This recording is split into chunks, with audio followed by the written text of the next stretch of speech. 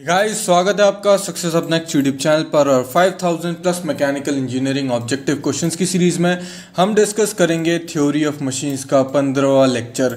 इससे पहले हम production engineering, fluid mechanics, engineering mechanics cover कर चुके हैं। स्ट्रेंथ ऑफ द मटेरियल काफ़ी तेज़ी में कवर कर रहे हैं और साथ में थ्योरी ऑफ मशीन्स को डिस्कस कर रहे हैं, जिसमें आज हम बात करेंगे inertia force in reciprocating parts. Okay, तो इसमें क्या होता है कि मान लो एक पिस्टन सिलेंडर अरेंजमेंट है। ये आपका पिस्टन है, ये एक सिलेंडर के अंदर रेसिप्रोकेट कर रहा है। ओके, और ये आपकी एक कनेक्टिंग रॉड है, ये क्रैंक है। क्रैंक यहाँ पर यूज्ड है।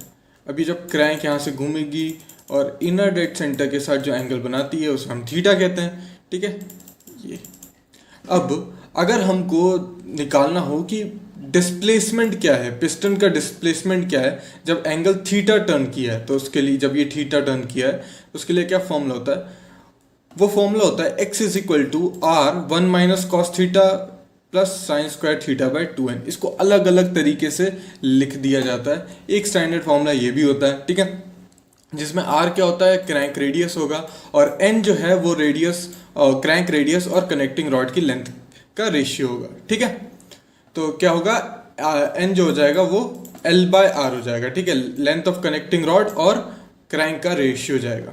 इनर्शिया फोर्स क्या होता है कि इमेजिनरी फोर्स होता है, पिछले में भी मैंने आपको बताया था, जो कि to bring an equilibrium position में लाने के लिए न्यूमेरिकली ये एक्सेलरेटिंग फोर्स के मैग्नीट्यूड के बराबर होता है, पर अपोजिट डायरेक्शन में होता है। ठीक है, ये आपको डिस्प्लेसमेंट निकल गया। आपको पता है dx बाई dt क्या हो जाता है, वेलोसिटी हो जाता है। ठीक है, तो इसको अगर आप टाइम के साथ डिफरेंशिएट कर दोगे तो आपको वेलोसिटी मिल जाएगी। वेलोसिटी पिनियन की जो हो जाएगी वो हो जाएगी omega R sine theta plus sine 2 theta by 2n, जहाँ पे ओमेगा क्या है, एंगुलर वेलोसिटी क्रैंक की है। ठीक है, फिर अगर आपको एक्सेलरेशन निकालना है तो अगेन डिफरेंशिएट करना पड़ेगा, फिर हो जाएगा omega square R cos theta cos 2 theta by n। अच्छा, अगर आप खुद से डिफरेंशिएट करना चाहोगे तो यहाँ पर dx बाई dt आप जब लिखोगे, ठीक है, तो D theta by D T जो हो जाएगा वो आपका ओमेगा हो जाएगा। ठीक है, तो इस तरीके से D theta by D T आपका ओमेगा होगा, है ना, तो वो देख लेना। और जब क्रैंक आपकी इनर डेड सेंटर पे रहेगी, ठीक है, मतलब मान लो ये पिस्टन है और इसके ये हो जाएगा इनर डेड सेंटर, ये पिस्टन का आउटर वाला हो जाएगा outer dead centre. Inner dead centre पे रहेगी तो थीटा कितना हो जाएगा, 90 डिग्री। ये लेंथ, ये कनेक्टिंग रॉड और ये क्रैंक ऐसी हो जाएंगी, दोनों एकदम सीधी हो जाएंगी, और ये पिस्टन हो जाएगा यहाँ से ये हिंज्ड है। ठीक है, तो ये एंगल कितना हो जाएगा, ये जब इनर डेड सेंटर पे रहेगा तो आपका 0 हो जाएगा। उस केस में ये थीटा, ये वाला थीटा, ये 0 हो जाएगा। और तो ये फॉर्मूला जो है कौन सा वाला फॉर्मूला, ये ऊपर वाला फॉर्मूला, कॉस थीटा 0 हो जाएगा, तो ये 1 प्लस 1 अपॉन n। अगर 180 रहेगा तो आप फॉर्मूला देख सकते हैं। कनेक्टिंग, अभी तक हमने पिस्टन की जो है वेलोसिटी वगैरह देखी। कनेक्टिंग रॉड की अगर एंगुलर वेलोसिटी निकालना चाहें तो देखो, जो पिस्टन की वेलोसिटी में साइन आता था ना, यहाँ पे पिस्टन की वेलोसिटी में साइन आ रहा है, यहाँ पे कॉस आएगा, omega cos theta upon n square minus sign square theta का अंडर रूट। और फिर जहाँ पे पिस्टन के एक्सेलरेशन में कॉस थीटा आता है, यहाँ पे साइन थीटा है। फॉर्मूला आपको याद रखना पड़ेगा, एग्जाम से डायरेक्टली पूछ सकते हैं। वही पूछ रहा है वेलोसिटी पिस्टन की, अभी देखा हमने, omega R sine theta plus sine theta by 2n। फिर अगर पिस्टन का अगर हमको एक्सेलरेशन निकालना हो तो omega square cos theta plus cos 2 theta by n। फिर डिस्प्लेसमेंट के लिए फॉर्मूला देख चुके हैं हम, इनर डेड सेंटर हो आउटर डेड सेंटर हो वेलोसिटी 0 होगी। ठीक है, जब आपका इनर डेड सेंटर पे रहेगा, ठीक है, तो आपका एक्सेलरेशन के लिए फॉर्मूला आएगा, देख चुके हैं। और आउटर डेड सेंटर पे ये फॉर्मूला आता है, एंगुलर वेलोसिटी जो क्रैंक की है और एंगुलर एक्सेलरेशन क्रैंक का। ठीक है, क्लेंस डायग्राम क्या होता है, क्लेंस डायग्राम इंपॉर्टेंट है, क्लेंस डायग्राम की हम बात करेंगे। क्लेंस डायग्राम जो होता है वो बेसिकली जो एक्सेलरेशन होता है वो निकालने के लिए हम यूज़ करते हैं। एक्सेलरेशन किसका, देखिए, जो पिस्टन सिलेंडर अरेंजमेंट मैंने आपको दिखाया था, उस पिस्टन सिलेंडर अरेंजमेंट में कब एक्सेलरेशन ऑफ जो हमारा पिस्टन है, एक्सेलरेशन ऑफ कनेक्टिंग रॉड है, ये सब को हम निकाल सकते हैं क्लेंस कंस्ट्रक्शन मेथड से। तो क्लेंस कंस्ट्रक्शन मेथड से क्या निकलता है, एक्सेलरेशन हम निकाल सकते हैं। ठीक है, आगे मैंने डायग्राम भी लगा रखा है, चलो ये देखते हैं। ये देख रहे हो, यहाँ पे ये आपका पिस्टन है, ये पिस्टन है, ये P पॉइंट है। तो ये जो P पॉइंट है, ठीक है, ये पी पॉइंट है, ये पिस्टन का आपका जॉइंट दिखा रहा है। ठीक है, यहाँ पर ये जो मैं रेड से अभी मार्क कर रहा हूँ ये आपकी कनेक्टिंग रॉड है, और ये आपका जो है वो क्या है, सॉरी ये आपकी कनेक्टिंग रॉड है और ये आपकी क्रैंक है। ठीक है, अब दो सर्कल बनेंगे। एक सर्कल क्या बनेगा, एक सर्कल सी से बनेगा, सी से सेंटर बनेगा, और ये वहाँ से पास करेगा। जब ये एंगल जो है यहाँ पे 90 डिग्री हो जाएगा तो वहाँ से टच करते हुए एक सर्कल बनेगा। एक सर्कल बनेगा जो कि पी और सी से पास होगा और जिसका सेंटर जो होगा इस कनेक्टिंग रॉड पे आएगा। ठीक है, और जो ये सर्कल जब ये दोनों सर्कल जहाँ पे इंटरसेक्ट करेंगे उसको, इस पॉइंट को हम के नाम दे देते हैं। ठीक है, तो अब इस डायग्राम से हम बहुत सारी चीज़ें निकाल सकते हैं। क्या निकाल सकते हैं, अगर आप पूछे कि सर क्या क्या निकल आएगा, तो बहुत कुछ निकल आएगा। जैसे कि अगर आपको एक्सेलरेशन चाहिए, आपको इस सी पॉइंट का एक्सेलरेशन चाहिए। ठीक है, अगर आपको इस सी पॉइंट का एक्सेलरेशन चाहिए तो भी आप निकाल सकते हैं। पहले पी पॉइंट का देख लेते हैं। पिस्टन का एक्सेलरेशन अगर आपको निकालना है तो पिस्टन का जो एक्सेलरेशन हो जाएगा वो हो जाएगा एक्सेलरेशन ऑफ पिस्टन पी बोल देता हूँ, omega square into O P. O P से लेके जो ओ पी डिस्टेंस होगा, सॉरी ओ एन जो हो जाएगा omega square into O N, आपका पिस्टन का एक्सेलरेशन बता देगा। अगर आपको एक्सेलरेशन निकालना है सी पॉइंट का, एक्सेलरेशन आपको निकालना है सी पॉइंट का इस केस में, तो वो हो जाएगा ओमेगा स्क्वायर इंटू ओ सी के बराबर, ओमेगा स्क्वायर इंटू ओ सी के बराबर हो जाएगा। अगर आपको टेंजेंशियल एक्सेलरेशन निकालना है किसका, P Q, sorry P C, ये जो पी सी है ना कनेक्टिंग रॉड, इसका अगर टेंजेंशियल एक्सेलरेशन निकालना है, कौन सा टेंजेंशियल एक्सेलरेशन अगर आपको निकालना है तो वो हो जाएगा omega square into Q N. और अगर आपको रेडियल एक्सेलरेशन पी सी का चाहिए तो वो किससे मिलेगा, omega square into C Q से मिल जाएगा। ठीक है, और omega square into C N आपको क्या देगा, ओमेगा स्क्वायर आपको देगा acceleration of P with respect to C. ठीक है, तो acceleration of P with respect to C अगर चाहिए तो वो आपको सी एन से मिल जाएगा, और बाकी सारे एक्सेलरेशन कैसे मिलेंगे वो भी मैंने आपको बता दिया है।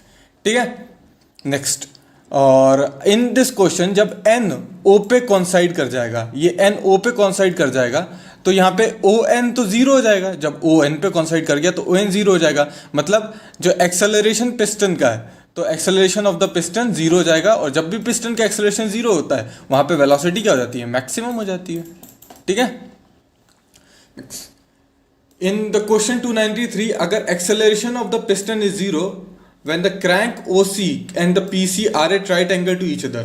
ठीक है, तो पिस्टन का एक्सेलरेशन कब जीरो होगा, जब ओ एन कॉन्साइड करेगा, और जब जो सॉरी हाँ ओ एन आपका कॉन्साइड करेगा, और जब ओ एन कॉन्साइड करेगा तो आपकी जो कनेक्टिंग रॉड है, और वो कनेक्टिंग रॉड है पीसी राइट एंगल से हो जाएगी क्रैंक के। ठीक है, तो ये जो एंगल बनेगा ना यहाँ पे, ये एंगल जो बनेगा, ठीक है, PCO, वो आपका 90 डिग्री हो जाएगा। कितना हो जाएगा, 90 डिग्री हो जाएगा। ठीक है, नेक्स्ट, फिर इक्विवेलेंट डायनामिक सिस्टम, इसमें क्या होता है, मान लो कि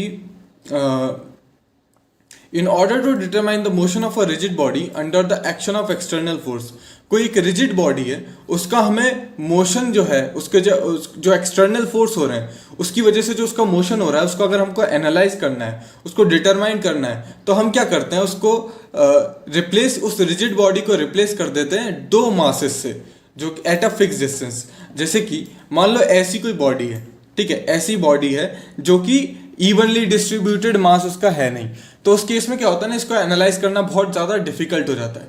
तो हम क्या करते हैं, पर अगर ऐसा एक मास होता जैसे सर्कुलर, जैसे स्फेरिकल मास है, तो हमको पता है इसके सेंटर ऑफ मास इसके सेंटर पे लाई करेगा, और उससे डिस्टेंस नाप के हम उसका मोमेंट ऑफ इनर्शिया निकाल सकते हैं, फोर्सेस एप्लीकेशन करने हैं तो फिर हम इजीली कर सकते हैं। तो इस टाइप की बॉडी को हम इस तरीके से रिप्लेस कर देते हैं। तो देखो मान लो जैसे कि यहाँ पे एक रिजिड बॉडी है, तो उसको हम इस M1 और M2 मासेस से रिप्लेस कर देंगे।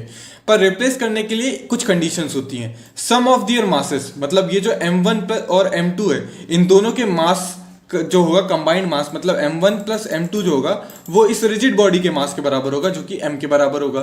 फिर सेंटर ऑफ ग्रेविटी जो दोनों मास का है वो कॉन्साइड करना चाहिए, ठीक है। तो सेंटर ऑफ ग्रेविटी यानी कि जो m1 l1 और m2 l2 की वजह से जो सेंटर ऑफ ग्रेविटी आएगा वो आपका g पे आना चाहिए, ठीक है। उसके बाद sum of the masses of moment of inertia, जो मोमेंट ऑफ इनर्शिया होना चाहिए, मतलब m1 l1 square is equal plus m2 l2 square is equal to mk square के बराबर होना चाहिए, ठीक है। और जब ये तीनों कंडीशन सेटिस्फाई कर सकती हैं तब हम उसको कह देते हैं इक्विवेलेंट डायनामिक सिस्टम। मतलब अब इस रिजिड बॉडी को हटा दो और इन दोनों मास को एनालाइज करो, जो भी रिजल्ट्स आएंगे वो इस रिजिड बॉडी के लिए भी वैलिड हो जाएंगे, ठीक है। तो इसमें कुछ इंपॉर्टेंट कंडीशंस निकल के आती हैं, वो क्या है, L1 into L2 is equal to kg square. kg क्या है, radius of the gyration of the body about centre of gravity, और L1 L2 है इसकी सेंटर ऑफ ग्रेविटी से जहां पर मासेस मैंने असाइन किए थे, ठीक है। और फिर when the radius of gyration kg is not known, अगर हमको पता नहीं है तो पोजीशन ऑफ द सेकंड मास किस तरीके से निकालें, उसके लिए फॉर्मूला होता है। उसके लिए फॉर्मूला क्या होता है कि L जो डिस्टेंस होगा L is equal to kg square plus h square divided by h, ठीक है। तो h अगर आपको बॉडी को L1 से देखना है तो फिर यहाँ पे L1 आ जाएगा, L2 से तो L2 आ जाएगा, ठीक है। इस तरीके से निकालते हैं, वही ठीक है। फिर यहाँ पे आपसे कंडीशन पूछी गई है, एक रिजिड मास है, एक्शन ऑफ एक्सटर्नल फोर्स को हम एक एक्सटर्नल फोर्स उसको इन्फ्लुएंस कर रहा है, उसको हम रिप्लेस करना चाहते हैं दो मासेस से फिक्स डिस्टेंस अपार्ट से। तो कंडीशन क्या होनी चाहिए, दोनों मासेस का जो सम होना चाहिए वो जो रिजिड बॉडी वाले मास के बराबर होना चाहिए, सेंटर ऑफ ग्रेविटी दोनों का कॉन्साइड करना चाहिए, ठीक है। मास मोमेंट ऑफ इनर्शिया का सम मतलब m1 l1 square plus m2 l2 square mkg square के बराबर होना चाहिए, यानी कि सारी कंडीशन जो हमने अभी पढ़ी थी। ये इक्वेशन भी हमने देखी थी, ठीक है। और ये length of the simple pendulum, जो फॉर्मूला वहां पे आया था सेम फॉर्मूला यहाँ पे भी लगेगा। चलो अब बात करते हैं कुछ फोर्सेस की। जब देखो मान लो ये हमारा पिस्टन है, ठीक है, और ये किसी सिलेंडर के अंदर रेसिप्रोकेट करेगा, ये इसकी कनेक्टिंग रॉड है और ये क्रैंक है, ठीक है। मान लो जैसे आईसी इंजन में होता है, यहाँ पर कुछ भी फोर्स लगेगा इसके ऊपर, जो भी कंबशन वगैरह होगा उसके कारण फोर्स आएगा, तो ये जो नेट फोर्स आ रहा है इसको अगर मैं फोर्स F से डिनोट कर दूँ, ठीक है, इस फोर्स को मैं F से डिनोट कर दूँ, ये यहाँ पे हिंज्ड है, तो इस कनेक्टिंग रॉड में कितना फोर्स आएगा, इस क्रैंक में कितना फोर्स आएगा, इस क्रैंक के वजह से इसमें कितनी ज़्यादा टॉर्क आएगी, ये सारी चीज़ें हमें निकालनी है, ठीक है। तो मान लो यहाँ से F गैस का जो भी फोर्स आ रहा है, तो इस गैस के फोर्स को मैं दो कंपोनेंट में यहाँ से अगर मैं देखना चाहूँ तो एक कंपोनेंट जो होगा वो इस तरीके से क्रैंक के पैरेलल जो फोर्स लगेगा, इस फोर्स के कारण वो फोर्स जो क्रैंक की कनेक्टिंग रॉड की डायरेक्शन में लगेगा। तो यहाँ से मान लो ये कुछ एंगल है, ये थीटा एंगल है, यहाँ पे थीटा एंगल लेते हैं, ये एंगल कितना लेते हैं, बीटा एंगल लेते हैं। तो यहाँ पे मान लो F कनेक्टिंग रॉड के अकॉर्डिंग जो फोर्स जा रहा है उसको मैं FC बोल देता हूँ। तो FC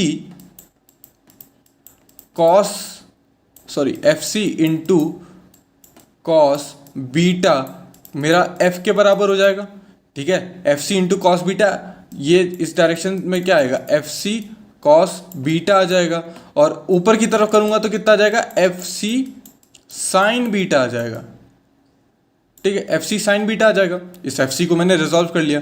अब ये FC कॉस बीटा और F जो बराबर होंगे, ठीक है, तो FC जो आ जाएगा वो आ जाएगा F बाय कॉस बीटा, ठीक है। तो फोर्स जो आएगा, force along the connecting rod कितना आ जाएगा, FC by F by cos beta आएगा, FC बाय कॉस बीटा नहीं आएगा, FC is equal to F by cos beta आ जाएगा। और ये जो साइड थ्रस्ट सिलेंडर की वॉल्स हैं उस पर कितना जाएगा, FC साइन बीटा जाएगा, और FC कितना है, F बाय कॉस बीटा है, F by cos beta into sine beta, ठीक है। तो कॉस बाय साइन कितना हो जाएगा, 10, तो ये जाएगा F बाय tan बीटा आ जाएगा, ठीक है।